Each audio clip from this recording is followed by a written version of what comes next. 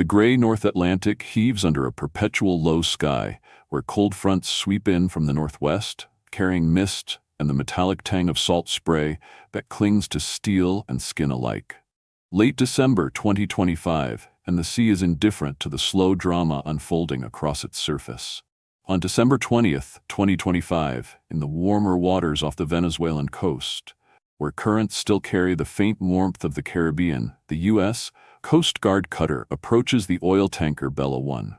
The vessel, flagged falsely under Guyana, and with a history of jumps through Panama, Palau, Liberia, and the Marshall Islands, is deemed stateless. A judicial seizure warrant exists, tied to its role in the Shadow Fleet. Between October 2021 and September 2025, it has moved millions of barrels of sanctioned crude, 7.3 million from Iran, 3.7 million from Venezuela, mostly to China, fueling regimes Washington designates as threats. The approach is routine in form, hailing over VHF, demands to heave to for boarding under international law. The Bella 1 had been bound for Venezuelan ports to load more crude, part of the illicit trade sustaining Caracas and Tehran. Interdiction is symbolic as much as practical, proving that unilateral maritime sanctions tools still reach into distant waters, even against ghost ships that darken transponders and hide behind flag of convenience layers. Officials note the vessel's prior sanctions designation in June 2024 for Iranian crude linked to terrorist organizations. The pursuit crosses from Caribbean approaches into the mid-Atlantic, where warmer currents give way to colder, deeper flows. Aboard the cutter, the seasoned commander begins the log with clinical precision. December 20th, initial contact, refusal to board, evasion commenced. Positions plotted daily. December 21 to 25th, steady northward track at modest speed. Late December, entering the colder mid-Atlantic, where fog banks drift like veils across the radar scope and winds sharpen into gusts that whip spray across the deck. The commander records weather. Swells rising to 6 to 10 feet, hulls thudding rhythmically against the sea, visibility reduced in patches of mist. Orders from higher command remain measured. Maintain pursuit, observe, report. No forced boarding yet. Risks of resistance from a potentially hostile crew, combined with the tanker's stateless status at the moment of approach, demand caution. Credibility hangs in the balance. Abandon the chase, and the Shadow Fleet gains confidence. Press too hard against emerging great power involvement, and escalation looms with a nuclear peer. The Bella 1's transponder goes dark for stretches, then reappears with inconsistent data. Classic evasion tactics of the Shadow Fleet. Maritime analytics firms like Windward and Tanker Trackers track its history. Repeated flag changes, AIS manipulation, ties to Iranian and Venezuelan networks. The tanker alters course northwest, away from any Mediterranean trajectory, possibly toward Greenland or Iceland. Seas grow darker, colder, the air thick with brine, and the low hum of engines straining against headwinds. Then, the first quiet fracture appears. By December 30th, 2025, swells rising to 6 to 10 feet, hulls thudding rhythmically against the sea, visibility reduced in patches of mist. Orders from higher command remain measured. Maintain pursuit, observe, report. No forced boarding yet. Risks of resistance from a potentially hostile crew, combined with the tanker's stateless status at the moment of approach, demand caution. Credibility hangs in the balance.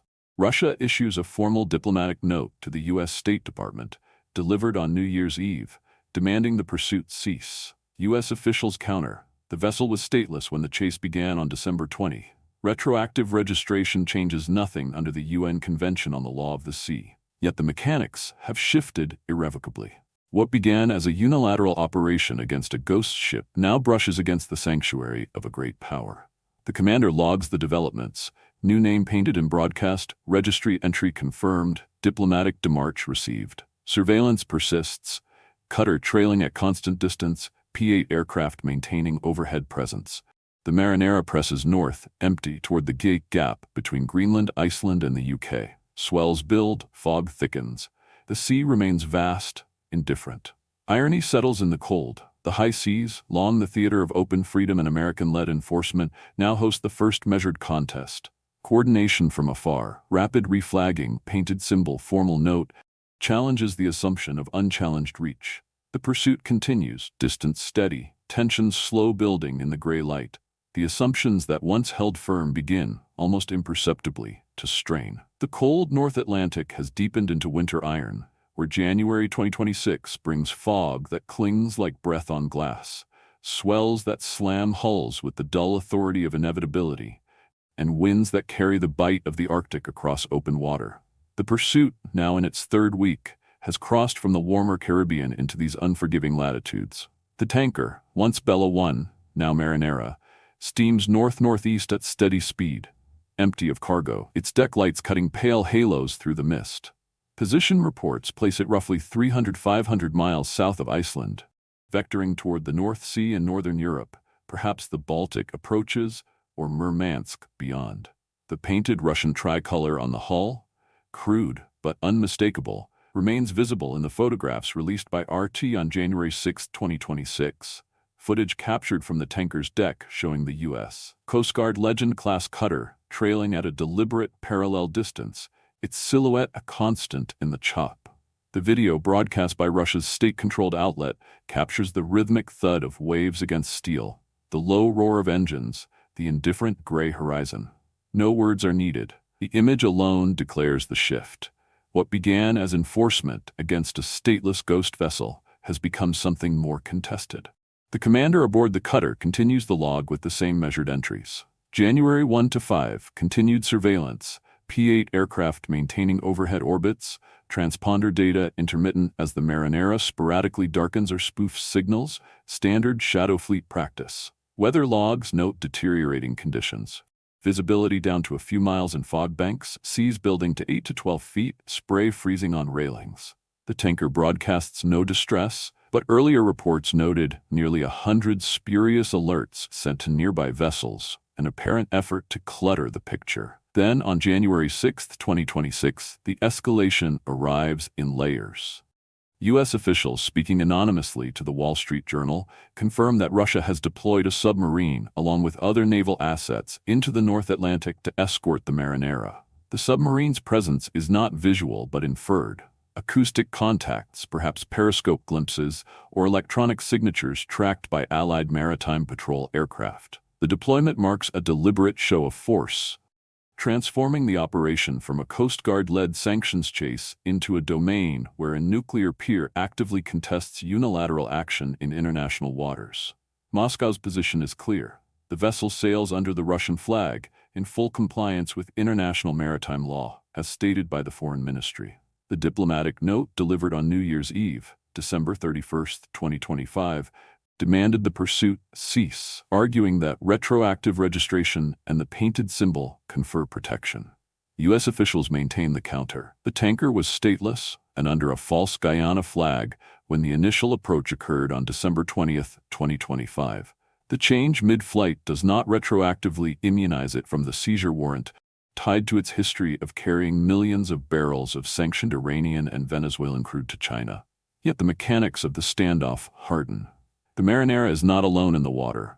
Russian naval coordination, submarine escort, surface assets potentially converging, raises the threshold for any forced boarding. A U.S. attempt now risks direct confrontation, collision, ramming, or worse in seas where visibility is fleeting and response times compressed. Intelligence analysts note the efficiency, the rapid reflagging, the painted declaration, the formal demarche, the submarine deployment, all executed with precision, contesting enforcement without immediate kinetic escalation. In operations centers ashore, the wariness deepens. Decision-makers review plots showing the tanker's track bending toward the Geopolitics gap, the choke point where Atlantic flows narrow. The cutter holds position, trailing but not closing. P-8s maintain surveillance passes, their sonobuoys perhaps searching for the submarine's trace. The commander logs the new reality. Submarine contacts reported January 6th, Escort confirmed via U.S. official statements, diplomatic pressure mounting. No orders for boarding yet. The calculus has shifted toward observation, waiting, measuring risk against credibility. The sea remains vast, cold, indifferent. Swells roll under both hulls, the distance between them constant. Irony thickens in the salt air. The high seas, once the unchallenged theater of American maritime dominance, now bear witness to multipolar coordination making unilateral reach more perilous. The pursuit endures, but the fracture widens, alignments contesting enforcement in real time, raising the cost of every next move. The assumptions of unchallenged power strain further, quietly, in the gray light of January 7, 2026. The North Atlantic has turned fully hostile by early January 2026, where the water is the color of bruised steel, fog reduces visibility to ragged patches, and swells of 10 to 15 feet hammer the hulls with mechanical persistence.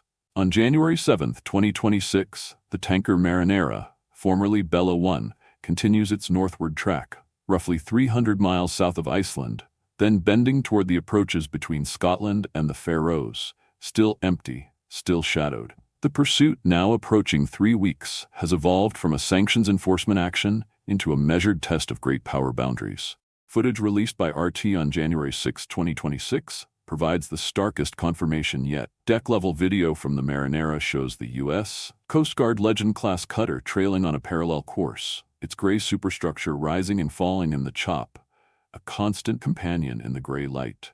The clip captures the indifferent rhythm, the crash of waves against rusted steel, the low thrum of engines, spray freezing on railings, the crude Russian tricolor painted across the hull like a hasty signature. No confrontation, just presence.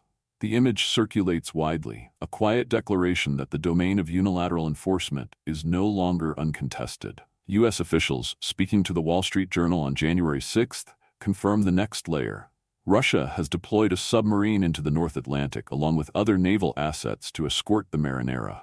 The submarine's signature is acoustic. Contacts picked up by sonobuoys from P-8 Poseidon aircraft or Allied maritime patrol assets, rather than visual. No periscope has been sighted in released imagery, but the inference is clear. The vessel is not alone in the water. This deployment, reported late on January 6 and circulating into January 7, marks the first time a nuclear peer has placed a submarine in direct protective proximity to a civilian tanker under active U.S. pursuit in international waters. The commander aboard the trailing cutter updates the log with clinical detachment. January 6-7, continued parallel track, overhead ISR sustained, submarine contacts reported per U.S. official statements to media. Weather remains severe. Fog banks drift across the radar, winds gusting, seas building further as the tanker nears colder subarctic flows. The Marinera maintains speed, transmitting no distress, but continuing to send sporadic spurious alerts to clutter the maritime picture. A shadow fleet tactic to obscure intent. Position estimates place it steering toward potential entry into the North Sea or even Baltic approaches, where Russian fleet assets could converge for handover. In operations rooms, the internal fracture widens. Decision-makers review updated plots showing the tanker's course, the cutter's steady trailing distance, the overhead orbits, and now the added acoustic layer from the submarine. The original calculus: seize a stateless vessel under warrant, disrupt shadow fleet logistics, encounters rising costs. Boarding now implies direct interaction with a Russian-flagged asset under naval escort. Any forced action risks collision, ramming, or escalation in conditions where visibility is fleeting and response windows narrow. Credibility demands persistence, yet the threshold for kinetic intervention has risen sharply. Analysts note the speed of the multipolar response. Evasion near Venezuela on December 20, 2025. Flag painting and radio declaration days later. Registry entry December 31 to January 1. Diplomatic demarche New Year's Eve. Submarine escort confirmed January 6. Coordination, not chaos. Moscow's foreign ministry statement reinforces the position. The vessel navigates international waters under the Russian flag in full compliance with maritime law. Pursuit by U.S. forces, thousands of kilometers from American shores, is anomalous. The U.S. maintains the counter-argument. Stateless at the moment of initial approach, warrant valid. Retroactive changes do not erase liability for prior sanctioned voyages. Yet the practical domain has shifted. The high seas remain open, but the mechanics of enforcement now contend with real-time protection from a rival power. The sea heaves indifferently beneath both hulls, the distance holding steady. Swells roll, fog thickens, the cold bites deeper. Irony settles heavier. What began as a demonstration of enduring unilateral reach now illustrates the emerging reality. Alignments that render such actions riskier, more expensive, more fraught. The pursuit continues, surveillance unbroken, but doubt has entered the equation. Quiet and structural, as the gray Atlantic carries the vessels onward into January 7, 2026. The fracture deepens, not with spectacle, but with the slow, cold certainty that the old certainties are being tested in real time. The North Atlantic on January 7, 2026 is a realm of relentless winter. Sees the color of slate, fog that swallows horizons in minutes, swells of 10 to 15 feet rolling in from the northwest with the force of something ancient and unyielding. The tanker Marinera, once Bella 1, steams onward, empty, its rusted hull rising and falling in the gray rhythm, now positioned roughly between Iceland and the British Isles, perhaps 250 to 300 miles off Ireland's west coast, vectoring toward the North Sea or beyond. The pursuit, now in its 18th day, has hardened into a standoff where every wave that breaks against the hulls carries the weight of contested power.